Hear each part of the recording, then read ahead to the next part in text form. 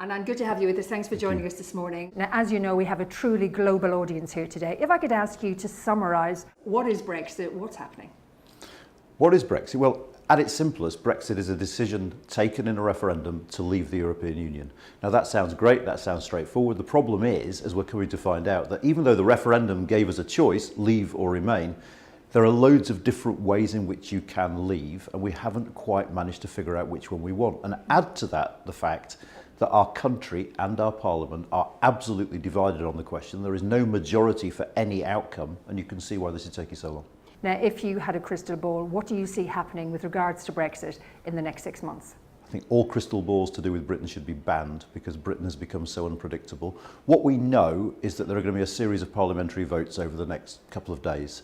Tonight, Parliament is going to vote on whether or not to delay the process to ask the European Union if we can have a bit longer.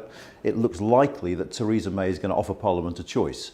You can back my deal, which I'm going to bring back to you for a third time, and have a short delay, and then we leave by the end of June. Or I'm going to ask the European Union for a very, very long delay, maybe up to 2 years. And the point of her saying that is to terrify those people in her party who want to leave the European Union, that if they don't back her deal, a 2-year extension means we might have another referendum, and that referendum might overturn the first, and we might end up not leaving at all. It's messy, isn't it? It's messy and it's highly confusing. It is messy and highly confusing. And I know a lot of people look at Britain from the outside and go, oh my God, what a shambles. But I think there are several things to bear in mind. Firstly, Britain is a divided society, much like many other Western societies. We were unwise enough to put a single question to a referendum, and so we ended up with the political establishment being outvoted by the people. And Brexit is very, very hard to do. This isn't the best government we've ever had by a country mile, but I would say that whoever the Prime Minister was, whatever the size of their majority was, leaving the European Union in 2 years after a 40-year relationship would be a nightmare. So where do you stand on Brexit? Well, I think it is important that we don't leave with no deal.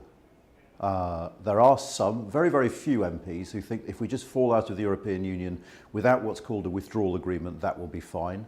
I'd like to assure them it won't be fine, because what happens under those circumstances is actually a whole swathe of laws and regulations that govern our interaction with Europe, whether it's travel, transport, security cooperation.